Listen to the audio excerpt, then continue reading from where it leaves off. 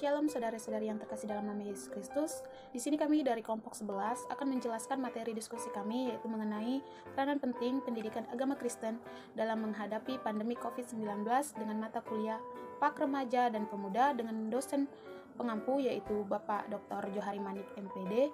Di sini saya grup B semester 4, Prodi Pendidikan Agama Kristen. Perkenalkan, nama saya Sutri Natalia Nababan. Saya dari grup B dengan NIM 190101038. Shalom, nama saya Monika Bibiola Burupandia, NIM 1901010147, Prodi Pak, grup B semester 4.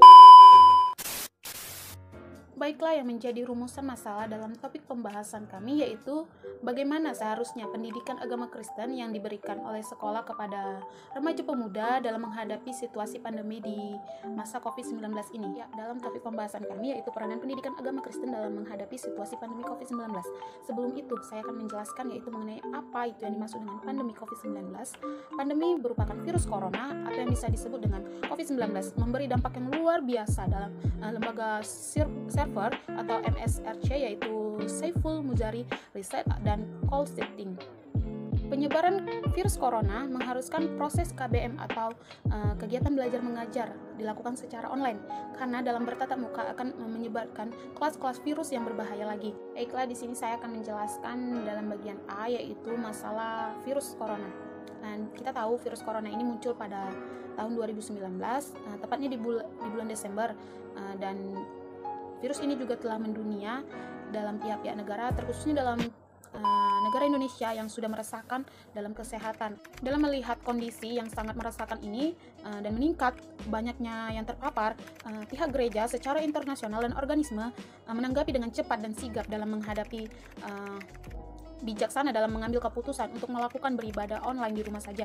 Namun saat ini elektronik dalam media sosial ini telah menjadi sarana perpanjangan dari kehidupan gereja secara via online bagi warga-warga jemaat gereja mereka masing-masing. Dan gereja juga harus mampu beradaptasi dan berjuang untuk mentransformasikan dengan benar sehingga dunia tahu bahwa gereja adalah tubuh Kristus yang hidup. Baiklah, saya akan menjelaskan yang bagian B, yaitu isu-isu wabah corona bagi masyarakat. Salah satu persoalan yang selama ini dihadapi oleh masyarakat Indonesia adalah pluralisme, termasuk kemajemukan agama. Berbagai menjadi ciri masyarakat negara Indonesia sejatinya merupakan keindahan. Namun ciri khas ini tidak dapat menjadi potensi membahayakan keutuhan bangsa jika tidak dikelola dengan baik dan benar. Masalah yang kedua yang sangat dirasakan masyarakat adalah berkenaan dengan ekonomi. Penyebaran virus corona yang masih mendorong pemerintah di negara-negara terpapar harus memperlakukan peraturan membuat roda perekonomian tersendat. Pemerintah di seluruh dunia harus mengeluarkan dana yang sangat besar dikarenakan pandemi COVID-19. Sementara itu, banyak masyarakat yang kehilangan pekerjaan akibat pandemi ini. Kebijakan yang awalnya lebih menimbulkan pro dan kontra di tengah masyarakat dalam hal keagamaan. Dalam tayangan televisi swasta di Indonesia, ada beberapa yang melakukan kegiatan keagamaan yang secara bersama-sama dengan alasan bahwa ibadah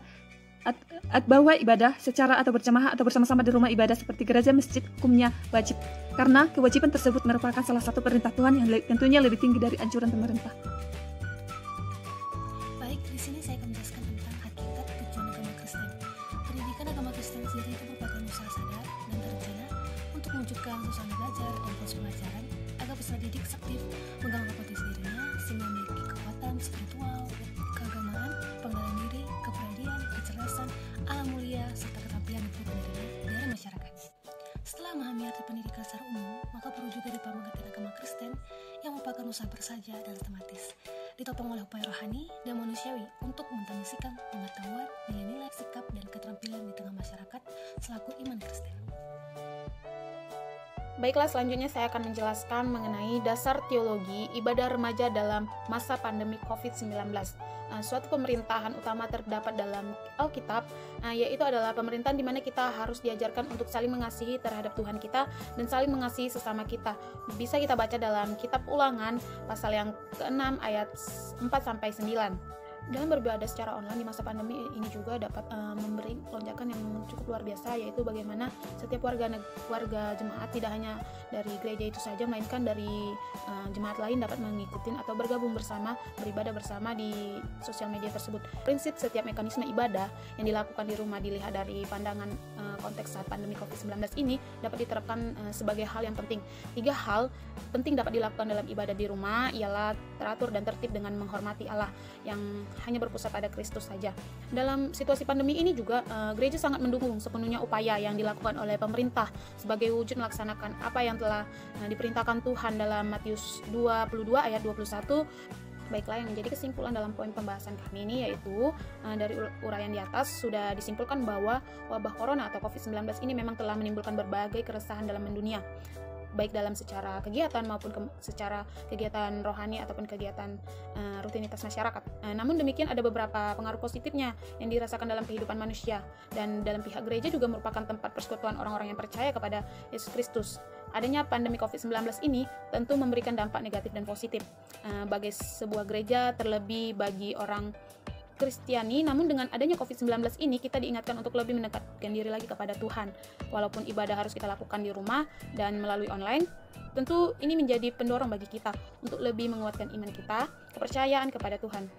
Baiklah, sekian dari hasil pemaparan tugas diskusi kelompok kami. Jika ada kata-kata salah kami mohon maaf. Sekian dan terima kasih. Shalom, Tuhan Yesus memberkati.